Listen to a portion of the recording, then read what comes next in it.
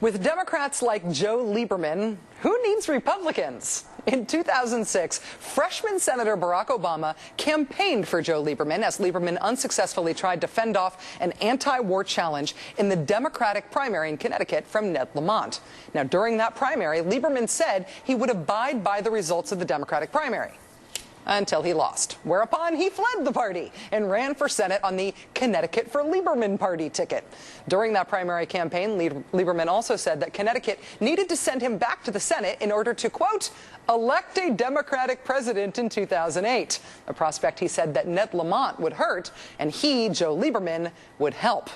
Then John McCain earned the Republican presidential nomination, and it became crystal clear that the Connecticut for Lieberman party wasn't actually all that Democratic at all. Lieberman not only endorsed John McCain, he became an attack dog against Barack Obama, calling Obama naive, saying in a radio interview that it was a good question to ask whether Obama was a Marxist.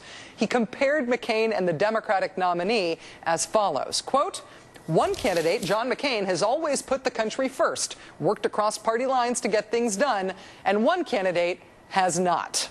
Lieberman stayed close to McCain's side all summer, traveling to the Middle East with McCain, famously correcting McCain about that whole Sunnis and Shia are different thing. And at convention time, with McCain looking for a badly needed bounce in the polls, Joe Lieberman went to St. Paul to say a few words about the Democratic nominee. Eloquence is no substitute for a record, not in these tough times for America.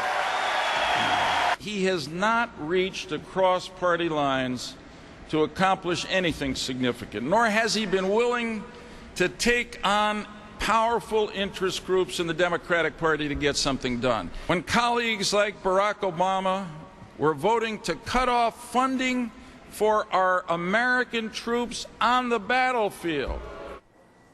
Thanks for playing, Senator. Your political future may be bold and bright, and it may have a deep, resinous, self-righteous tone, but forgive me for believing that it won't be a future in the Democratic Party under President Barack Obama. Or will it?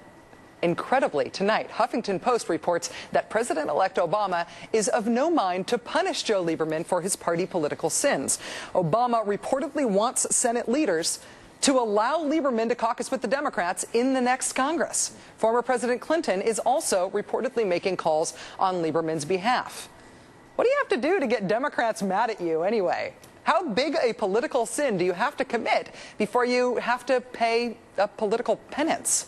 Here to try to talk me down is my friend Steve Clemons, Executive Vice President of the New America Foundation. Steve also has a very influential blog at thewashingtonnote.com. Steve, thanks so much for being on the show. Great to be with you, Rachel. Before you talk me down here, clear on the details, and I'm sure you're going to, right? Lieberman wouldn't be Senator number 60, right? He's not the make-or-break senator for a Democratic majority, is he? There's nothing secret like that I can't see here, is there?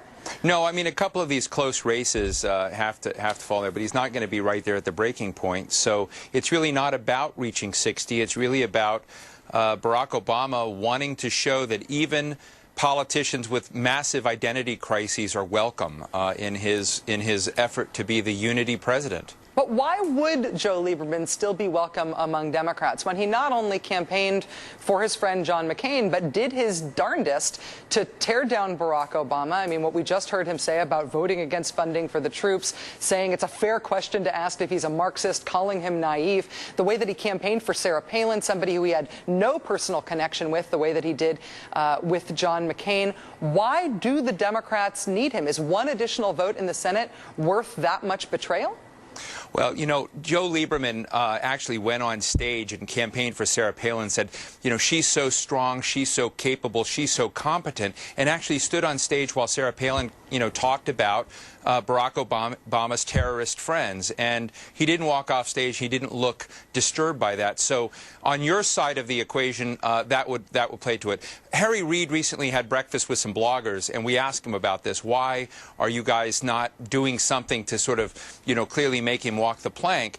And Harry Reid made the same statement then that he made yesterday, which is Joe Lieberman votes with Democrats more often than Reid does on a lot of issues, particularly on domestic issues. And that's why I've recommended recommended keep him in the caucus, but the guy's a fearmonger, and he's been wrong on Iraq. He's been trying to push buttons, not just in the Senate, but he's vice chairman with John Kyle of the Committee on the Present Danger, and he's been out fearmongering. So remove those national security and domestic security roles and give him education or give him something to do with technology, which is another favorite of his. Joe Lieberman has strengths, and I don't think you're seeing them right now, but he does have strengths. But remove him from the areas in which he went to war with the Democratic Party. Lieberman has said that if he were removed as chair of the Homeland Security Committee, which is obviously sort of the big enchilada for him in terms of his Senate responsibilities, that would be putting politics ahead of national security.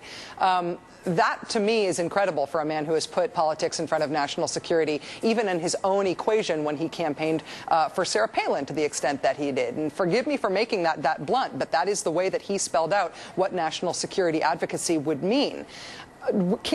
Could the Democrats keep him in the caucus but strip him of all his committee chairs, all his committee posts, and if they just took him off Homeland Security and, as you suggest, put him in somewhere else, somewhere on less hot-button issues for him, do you think that he would bolt and go to the Republicans?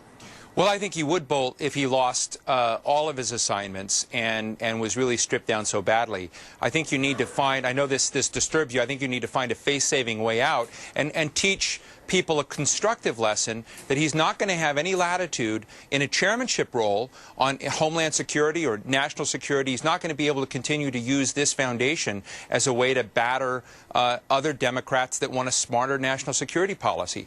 But if you want to keep him in the caucus, and I can see the value in that, particularly in the kind of president Barack Obama is trying to be, reaching out, the fact that Joe Lieberman was such a, pain in the rear end on this is that enables Obama to show how magnanimous he is to the other side. And so it's actually Obama using Lieberman rather than Lieberman getting what he wants. I just don't think it's tolerable to leave him in any of these national security roles. I think that if he did bolt to the Republicans, though, and caucus with them, Joe Lieberman would be out of a job soon, and that is what a lot of the folks on the political left and even some of his conservative friends might hope, because the Republicans will probably run a strong candidate against him in the next race because he won't be able to deliver for his constituents in Connecticut.